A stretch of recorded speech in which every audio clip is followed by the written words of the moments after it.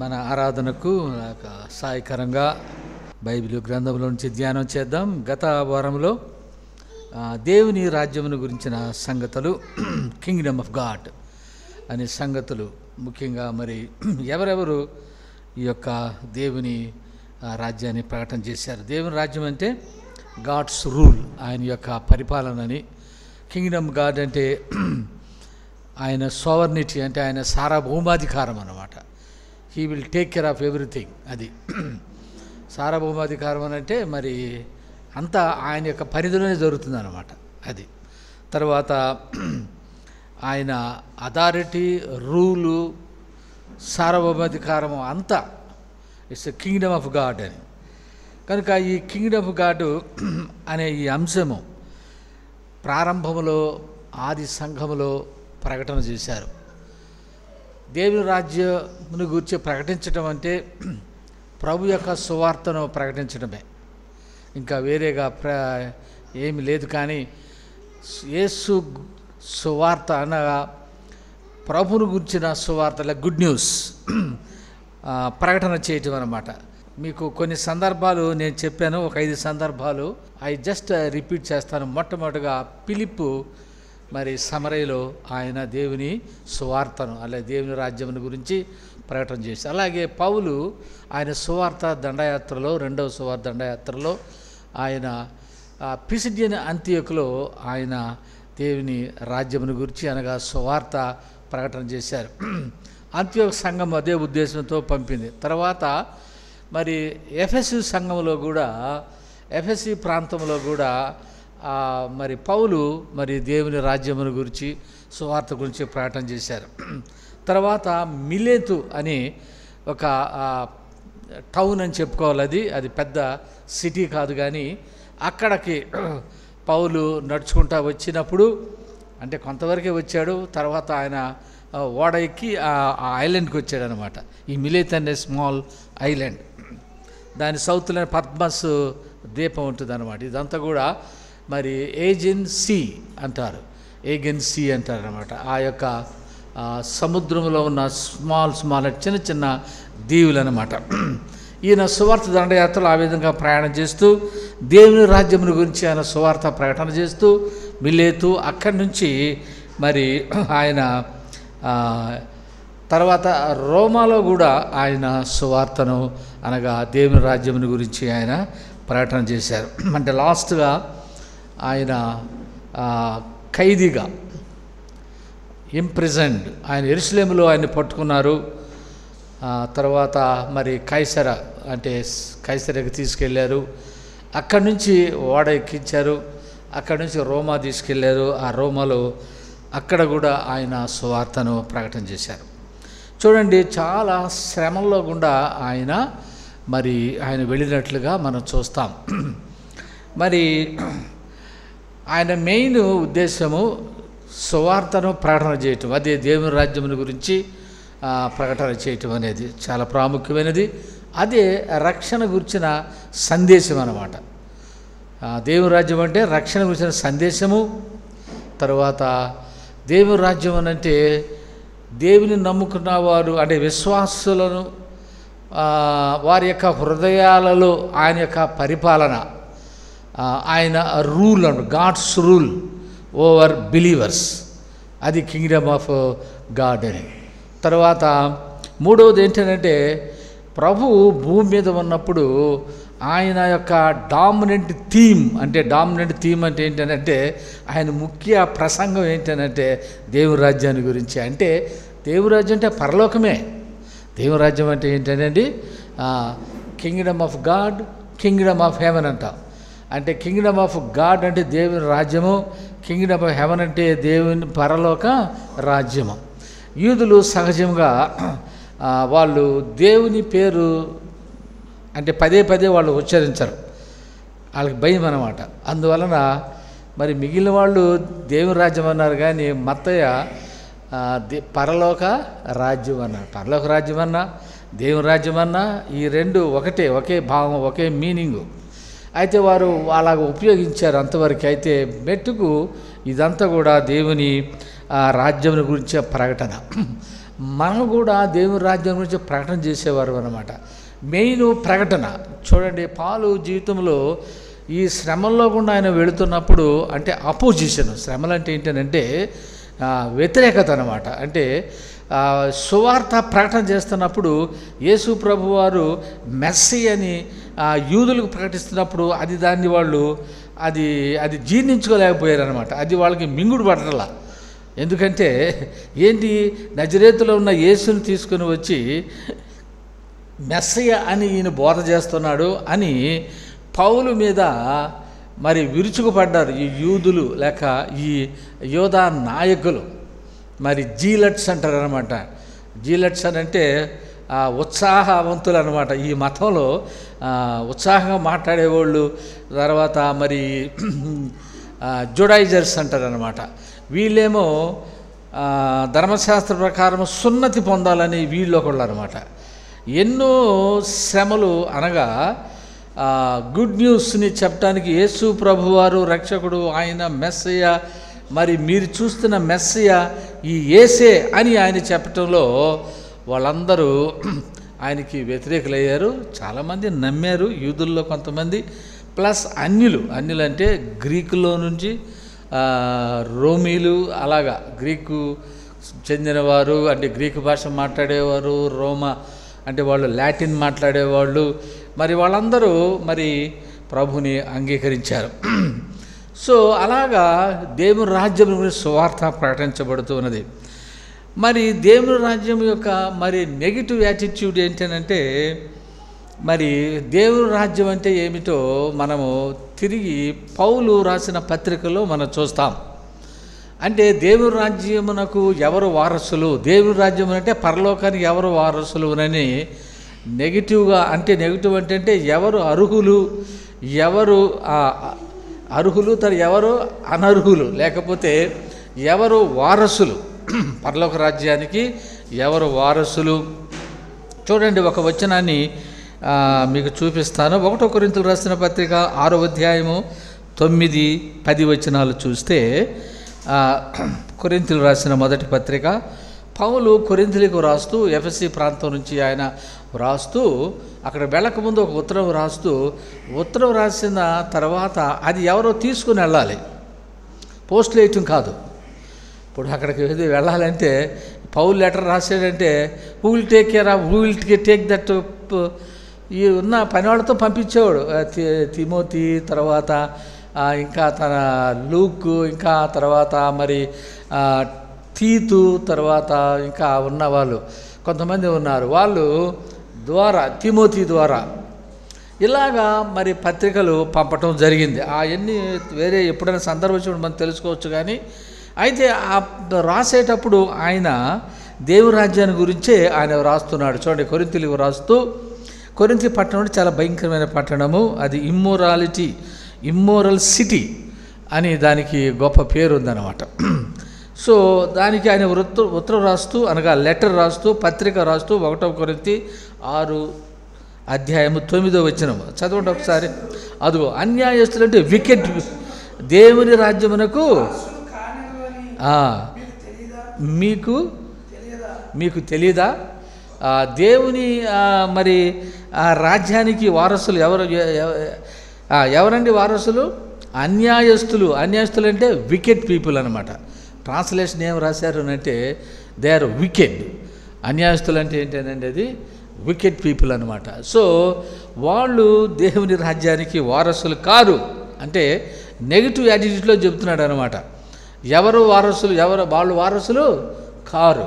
వారసులు అంటే ఎవరు అంటే పాజిటివ్గా చెప్పటము కాదు, వీళ్ళు కాదు అన్యాయస్తులు, దేవుని రాజ్యాన్ని అర్హులు కారు, లేక they will not inherit the kingdom of God. ఇంగ్లీష్లో ఏముందంటే they will not inherit the kingdom of God. తర్వాత ఏముంది, do not be deceived, do not be deceived అని చెప్పి తర్వాత ఎవరంటే వారు, వాళ్ళు ఎవరంటే వారు మొట్టమొదట జారులైన నీదర్ సెక్సువల్ ఇమ్మోరల్ పీపుల్ అనమాట. జారులైనను, idolaters, continue adulterers, male prostitutes, homosexuals, offenders, దొంగలు, thieves, greedy, drunkards and slanderers, swindlers, they will not inherit the kingdom of God. ఎవరు వీళ్ళందరూ ఎవరు అంటే they don't inherit the kingdom of God అనమాట. చూడండి ఎంత ఖచ్చితంగా చెప్పేసారు. లిస్ట్ ఇచ్చాడు, సుమారు 10 టైటిల్స్ ఉన్నాయి దాంట్లో, ఎవరెవరు దేవుని రాజ్యానికి వారసులు కారో. అది చెప్పాలి. మనొక సందర్భంలో సువార్త చెప్పేటప్పుడు కూడా మనము ఈ వాక్యాన్ని, ఈ వర్స్ని మనము ఉపయోగించవచ్చు. దేనికనంటే దేవుని రాజ్యం అంటే పరలోక రాజ్యానికి ఎవరు వారసులు కాదో we have to tell them. When you refer these words కంపల్సరీగా దేవుడు వాళ్ళతో మరి మాట్లాడతాడనమాట. సో పౌలు ఆ యొక్క సందర్భంలో వాళ్ళకి రాస్తూ, ఎవరికి కాంటెక్స్ట్ చూడండి, ఎవరు వాళ్ళు? కొరింథీయులు. ఎవరండి వాళ్ళు? ఇసుకో ఇవన్నీ చూడండి. ఎక్కడంటే కొరింథీ పరిస్థితి ఏంటంటే అక్కడ అఫ్రోదైట్ అనే ఒక టెంపుల్ ఉంది. అది గాడెస్ అంటే దేవత అనమాట. అది ప్రేమ దేవత, గాడెస్ ఆఫ్ లవ్ అంటారు. అందుకని పౌలు 13వ అధ్యాయం అంతా కూడా ప్రేమను గురించి ఆయన వివరించాడు అనమాట. సో వాళ్ళు ఒక దేవతను పెట్టి, ఆ దేవత ప్రేమ దేవత అనమాట. సో దాన్ని బట్టి సెక్సువల్ ఇమ్మోరాలిటీ అంటే లైంగిక అనైతికత అనేది ఎక్కువ ఉందన్నమాట. అక్కడే కాదు, ఇప్పుడు కూడా ఉంది. అక్కడ ఉండటమే కాదు, ఇప్పుడు కూడా the same situation. So you have to know this. అందువల్లే మనం చెప్పాలి వాళ్ళకి. కనుక అలాంటి పట్టడం ముఖ్యంగా మరి ఆ యొక్క దేవతకు 1000 మంది, ఎంతమంది అండి? 1000 మంది ప్రాస్టిట్యూట్స్ ఉన్నారు ఆ టెంపుల్కి. మనోళ్ళు ఏమంటారంటే పేరు ఉంది మనకి, ఏంటి పేరు అనేది? దేవదాసీలు అంటారనమాట. ఆ టెంపుల్కి ఎంతమంది అండి వాళ్ళు? 1000 మంది అనమాట. దాన్ని బట్టి మీరు ఆలోచన చేయండి. It's not a easy thing. అందుకనే ఇమ్మోరాలిటీ అనేది అక్కడ ఎక్కువగా ఉన్నది. వారు అసలు ఆ దేవతనే ఒక ప్రేమ దేవతగా వాళ్ళు పెట్టుకొని వాళ్ళు మరి దాన్ని పూజిస్తూ చిత్తుగా తాగి మత్తుగా పడిపోయి ఆ దేవతల పేరిట వాళ్ళు చేసే అకృత్యాలు, భయంకరమైన పరిస్థితులు పౌలు వారి మధ్య. అందుకనే రాస్తూ ఉన్నాడు ఏమిటంటే, జాగ్రత్త, దేవుని రాజ్యానికి ఇలాంటి వారు మీరు వెళ్ళరు. ఎవరు వాళ్ళు? ఫస్ట్ లిస్టులో ఎవరున్నారండి వాళ్ళు? జారులైనను, అదిగో వాళ్ళు చేసే పని అది. ఏం చేస్తున్నారండి?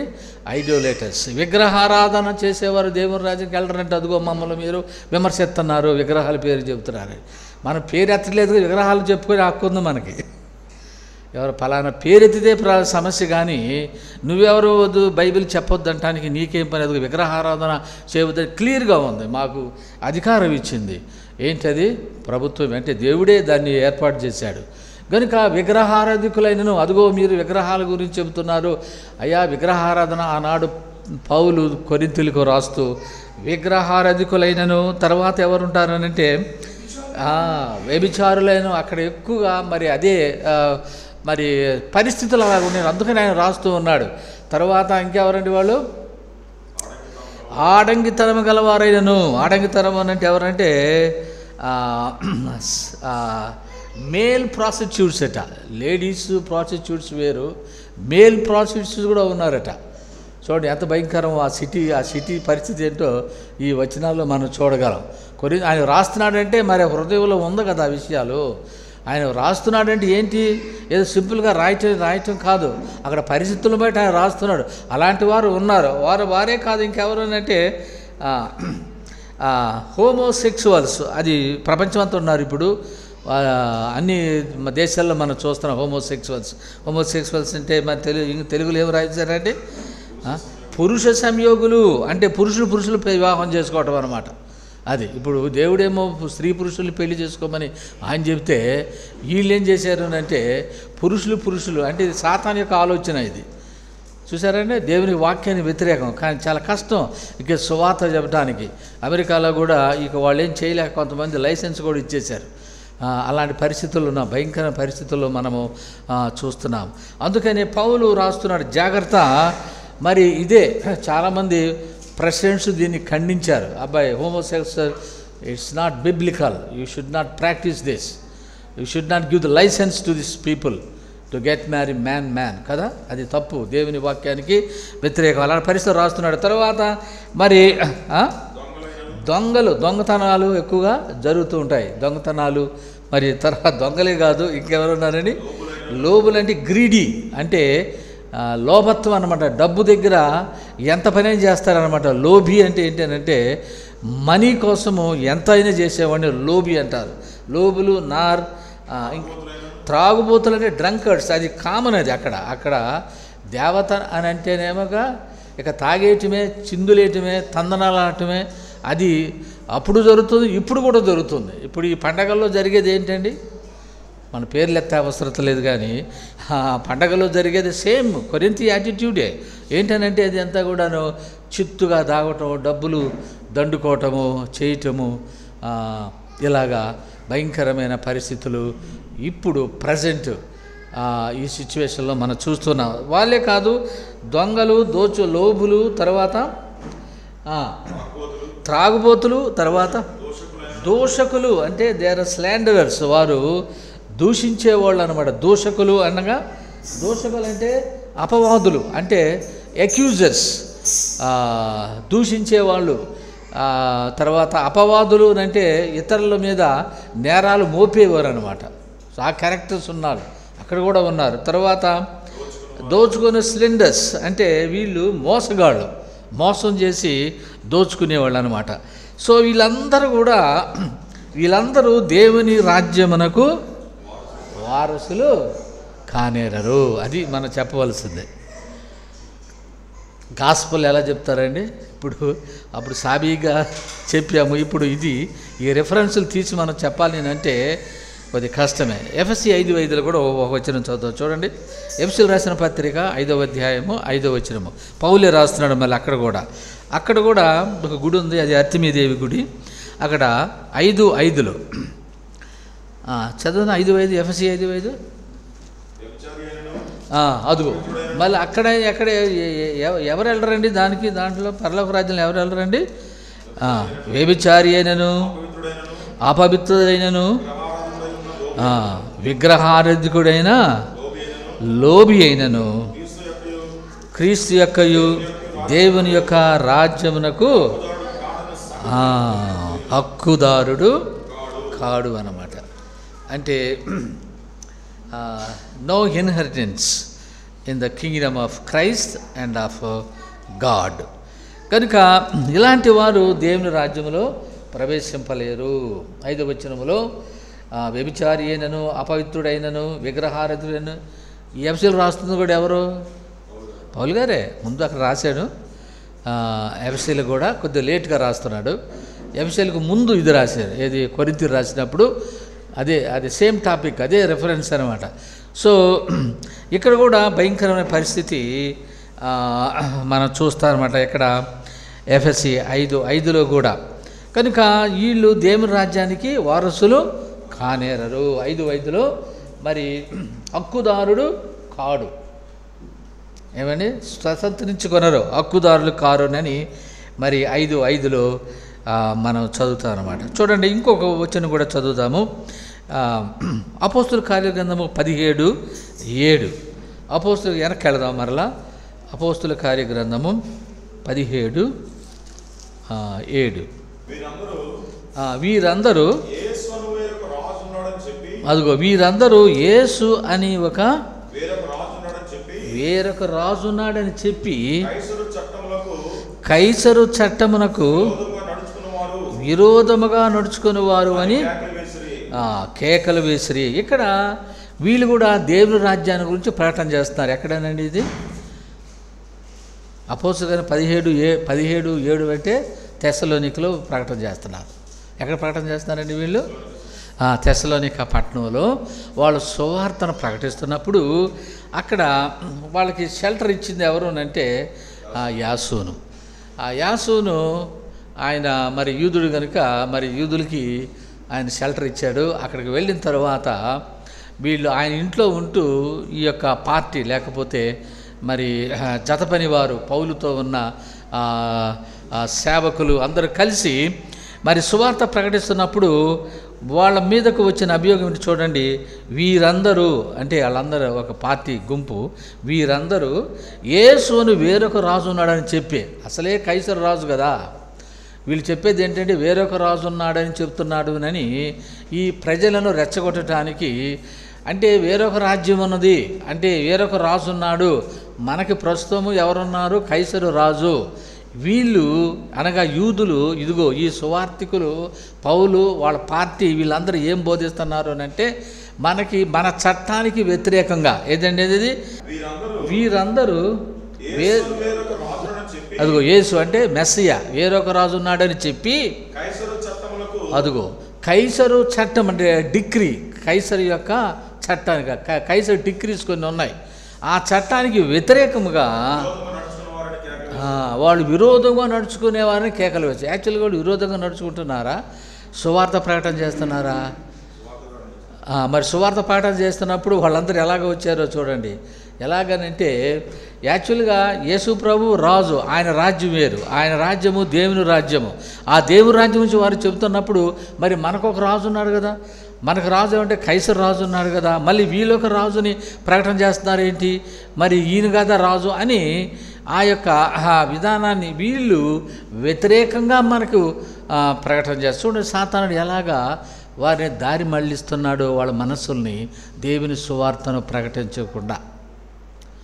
ఇప్పుడు కూడా అలాగే చేస్తున్నారు కదండి. మన దేవుని సువార్త చేతి మీరు మత మార్పిడి చేసేస్తున్నారు, మీరు మతంలోకి తీసుకెళ్తున్నారు అంటున్నారు. కానీ మనం ఎవరిని మతంలో తీసుకుని పెట్టలేదు, కానీ మనము దేవుని సువార్తను దేవుని రాజ్యాన్ని మనం ప్రకటన చేస్తున్నాము. ఆ హక్కు దేవుడు మనకి ఇచ్చాడు, పౌలుకి ఇచ్చాడు. ఆ యొక్క తెస్సలోనిక పట్టణములో మరి అక్కడ దేవుని రాజ్యముని గురించి వాళ్ళు ప్రకటన చేస్తున్నప్పుడు వాళ్ళు మన రాజ్యం వేరే, లోకరాజ్యం ఈ రాజ్యం కదా, మళ్ళీ ఇంకా దేవుని రాజ్యం ఏంటి అంటే మీరు చట్టానికి వ్యతిరేకంగా బోధిస్తున్నారా? లేదు, మనం ఎప్పుడు చట్టానికి వ్యతిరేకంగా మనం బోధించము. మరి అలా ఏం బోధిస్తున్నాం మనము దేవుని రాజ్యమును అనగా పరలోకమును గురించి మనము ప్రకటన చేస్తున్నాము. భూలోక రాజ్యాల గురించి మనం ప్రకటన చేయట్లేదు, కానీ దేవుని రాజ్యం గురించి ప్రకటన చేస్తున్నాము. గుర్తుపెట్టుకోండి, అది మనం చేసే సేవ. ఏదో మేము మతం మార్చడం లేదు, దేవుని యొక్క మరి దేవుని రాజ్య సువార్తను ప్రకటిస్తూ ప్రజలను దేవుని వైపు మేము మళ్ళిస్తున్నాం. అది మా యొక్క పరిచర్య, అంతే తప్ప మతంలోకి మేము తీసుకురావటం లేదు. అప్పుడు కూడా అదే అభియోగం. వీళ్ళు ఏం చేస్తున్నారంటే వీళ్ళు వేరొక రాజు ఉన్నాడు, యేసు అయినా వేరొక రాజు ఉన్నాడు, అసలే మనకి రాజు కదా, మళ్ళీ ఆ రాజు ఏంటి అంటే ఆ రాజుని రెచ్చగొడుతున్నట్టు, లేక ఆయన్ని ఎలా చేస్తున్నారంటే ఇన్స్పైర్ చేసి వీళ్ళు చేసేది తప్పు, ఇది వ్యతిరేకంగా, అందులో రోమా సామ్రాజ్య చట్టానికి వ్యతిరేకంగా చేస్తే శిక్ష ఏంటంటే మరణశిక్ష. అలాంటి భయంకర పరిస్థితుల్లో వాళ్ళు అక్కడ చెబుతూ ఉన్నారనమాట. అప్పటికి వీళ్ళు దొమ్మిగా వచ్చారు. అక్కడ చదివితే మనకు తెలుస్తుంది. ఈ యూదులు అంటే యూదులు లీడర్స్ ఏం చేశారంటే ఈ యాసుని ఇంటి మీద పడ్డారు. యాక్చువల్గా వాళ్ళు వచ్చారు కానీ వాళ్ళు లేరు, వాళ్ళు సువార్తకి వెళ్ళిపోయారు. వీళ్ళు అటాక్ చేశారు, ఆ ఇంటిని కూడా ధ్వంసం చేశారు. తర్వాత మరి అధికారులు తీసుకుని వెళ్ళారు. ఇదిగో వీళ్ళు ఎలాంటి వారు అని చెప్తున్నారంటే వీళ్ళు భూలోకమును అదిగో భూలోకమును తలకిందులు చేసేవాళ్ళు. ఏమంటే సువార్త ప్రకటన చేసి భూలోకాన్ని తలకిందులు చేయటమే అంటే మన మీదకి వచ్చే అభియోగాలు అన్నమాట. వీళ్ళు భూలోకాన్ని ఏం చేస్తున్నారండి వీళ్ళు. సో ఇలాంటి మాటలు వాడితేనే కానీ ఈ సేవ చేసే వీళ్ళ మీద, ఈ యొక్క పాలు తర్వాత దాని అనుచరుల మీద మరి ప్రజల్లో ఒకలాంటి వ్యతిరేక స్వభావాన్ని, వారి మీద అసూయను పుట్టించారని కూడా మనం చదువుతాం వాళ్ళ గురించి. సో ఇది సువార్త పరిచర్య ఏంటండి ఇది. మరి పౌలు అక్కడ దేవుని రాజ్యం గురించి ప్రకటన చేస్తున్నాడు. ఏమైనా ప్రకటన చేస్తున్నాడండి,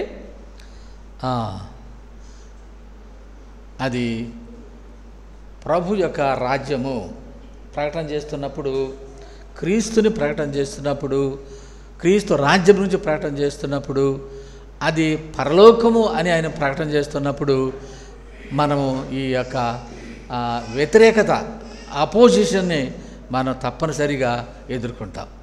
అది మాత్రము గ్యారెంటీ.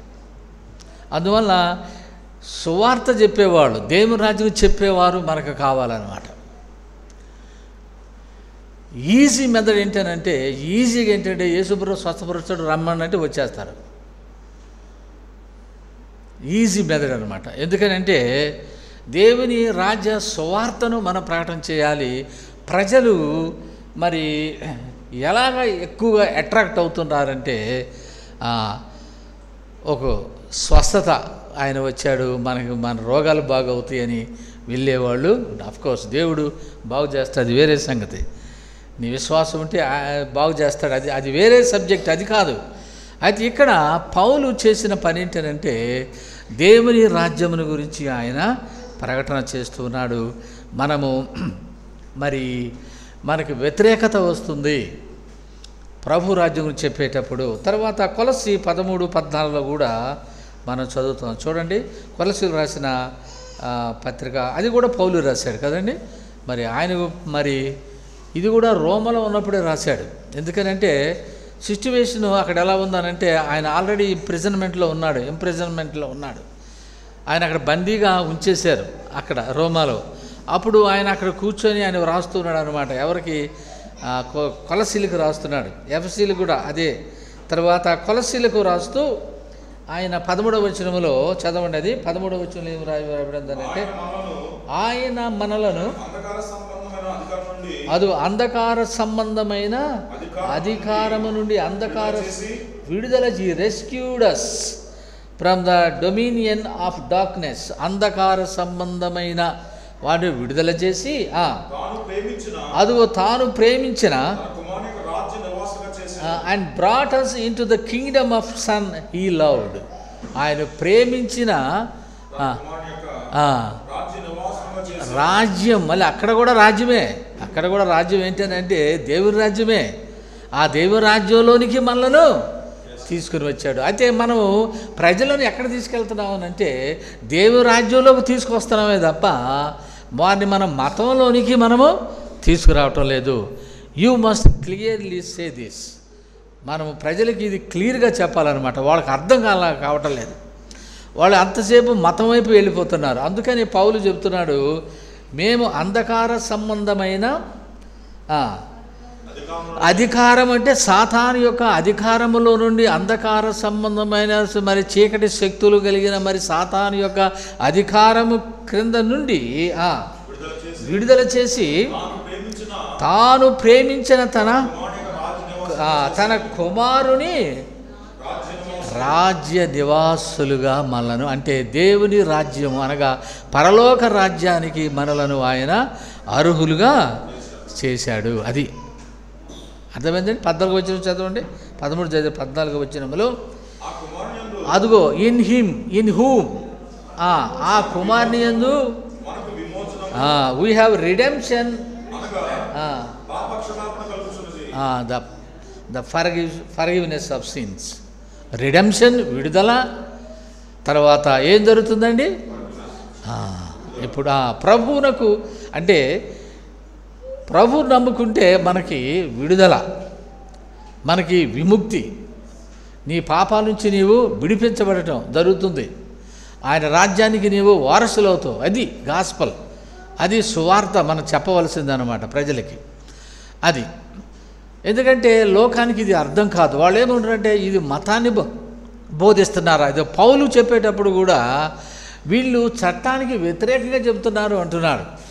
మన చట్టానికి వ్యతిరేకంగా మనం చెప్పం. ఎందుకంటే చట్టాన్ని మనం గౌరవిస్తాం. చట్టం ఆ ప్రకారమే మనము అన్నీ చేస్తామన్నమాట. అందులో క్రైస్తవులు ఎక్కువగా చట్టాన్ని గౌరవించేవాళ్ళు. క్రైస్తవులు అనేవారు సౌమ్యులు. తర్వాత క్రైస్తవులు చాలా జ్ఞానయుక్తముగా వాళ్ళు మాట్లాడేవాళ్ళు అనమాట.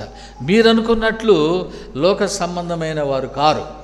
గనుక దేవుడు మనకు అధికారాన్ని అనుగ్రహించాడు. అందువలనే దేవుని రాజ్యమును గురించి చెప్పడం అంటే ఇదే, అంటే సువార్తను ప్రకటించటము. ఎవరెవరు అర్హులు కారో చెప్పేశాడు. అందువలన మనం కూడా మరి కొన్ని సందర్భాల్లో పాజిటివ్గా మనం చెప్పవచ్చు, రెండవది నెగిటివ్గా చెప్పవచ్చు. అని అంటే ఎవరు దేవుని రాజ్యం అంటే ఏమిటి అని చెప్పటమే పాజిటివ్, దేవుని రాజ్యం ఎవరు వెళ్ళరు అని చెప్పటము నెగిటివ్. సో మరి సందర్భాన్ని బట్టి మనం చెప్పాల్సి వస్తుంది అనమాట, సిచ్యువేషన్ బట్టి మనం చెప్పాల్సి వస్తుంది అనమాట. అది అందువల్ల పాజిటివ్గా మనం చెప్పాలి. అవసరమైతే మరి ఎవరు వెళ్ళరో నెగిటివ్ కూడా మనము రెండు వైపులా మనము సిద్ధపడి ఉండాలి. మరి తెస్సలోనికీయులు ఏం చేశారు? మరి అటాక్ చేశారు, కొట్టారు, లాక్కుపోయారు, ఈడ్చుకెళ్ళారు. లాక్క కూడా కాదు, అధికారుల ముందు నిలబెట్టేశారు. అది ఫైనల్గా ఆయన ఎక్కడ కూడా సారీ అన్నట్లు చెప్పలేదు. సారీ ఏంటి ఇలా జరిగింది నాకు, పిటి అనమాట, సెల్ఫ్ పిటి అంటారు దాన్ని. ఏంటి ఎలా జరిగిపోయింది, అయ్యో ఎలాగ జరుగుతుందా ఏంటి, అది ఎప్పుడు కూడా ఆయన దానికి ఆ మాటలకైనా అవకాశం ఇవ్వలేదు. మనం కూడా ఇవ్వకూడదు, ప్రకటన చేయాలే తప్ప అది ఎంత పరిస్థితి అంతే విషమించినా లేక మన మీద వ్యతిరేకతను పుట్టించిన అనేకులను తీసుకొచ్చిన చివరకు దేవుడు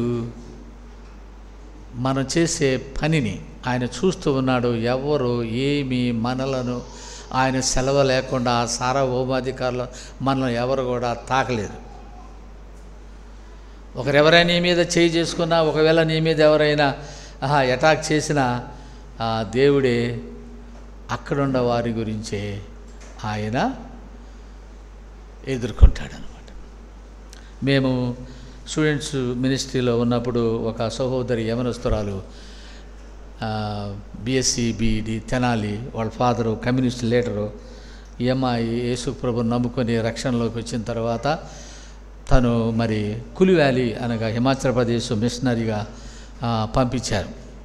కులి వ్యాలీ అంటే మీకు తెలుసు, అదంతా కూడా మరి మీకు ఆ ఏరియా తెలుసు ఎలాంటి పరిస్థితితో. సువార్త చెప్పాలంటే చాలా క్లిష్టమైన పరిస్థితులు, అసలు అంగీకరించరు, భయంకరమైన స్థలము. తర్వాత అక్కడ అంతా కూడా వ్యతిరేకత ఎక్కువగా ఉన్నది. అయితే అక్కడ అందరూ ఆ ఊరోళ్ళందరూ కూడా ఆమెకు వ్యతిరేకమైపోయారట.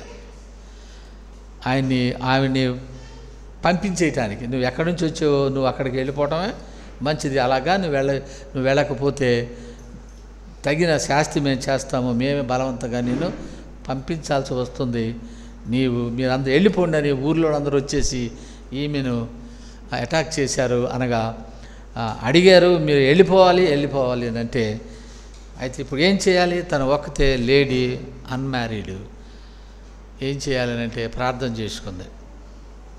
ప్రార్థన చేసుకున్న తర్వాత ఆ ఊరికి సంబంధించిన ఒక ఆయన పెద్ద ఆయన ఉంటాడు, ప్రెసిడెంట్ లాంటి వ్యక్తి, రెస్పాన్సిబుల్ పర్సన్ అనమాట. అప్పుడు ఈమె ఆయన దగ్గరికి వెళ్ళింది. వెళ్ళి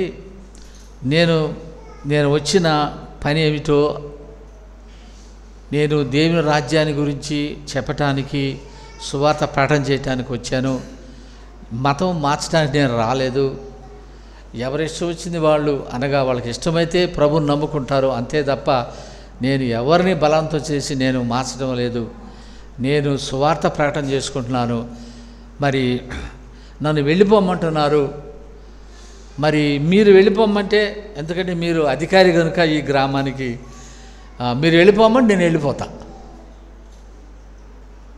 అని ఆవిడ ఆయన దగ్గరికి వెళ్ళి అప్పీల్ చేసింది.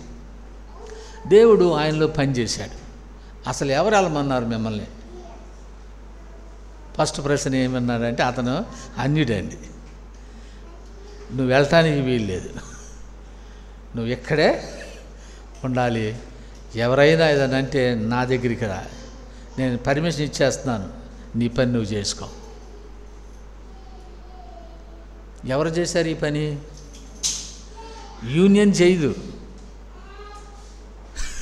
మీరు అనుకుంటున్నారు యూనియన్ చేసేద్దాం అనుకుంటున్నారు. యూనియన్ చేయదు అండి. చేసేది ఎవరో తెలుసా? ఎవరినైనా వాడుకుంటాడు. రాజునైనా వాడుకుంటాడు, అధికారినైనా వాడుకుంటారు, చక్రవర్తినైనా వాడుకుంటాడు. నీవు దేవుని మీద నీవు ఆధారపడాలి. అదనమాట. కనుక ఆ రీతిగా పౌలు చేశాడు. మనం చూస్తున్నాము. మీరు కూడా అది గమనించి మరి దేవుని సువార్తను అనగా దేవుని రాజ్యాన్ని మనము ప్రకటన చేద్దాము. ఆ రీతిగా దేవుడు మనందరికీ సహాయము చేయనుగాక. ఆమేన్.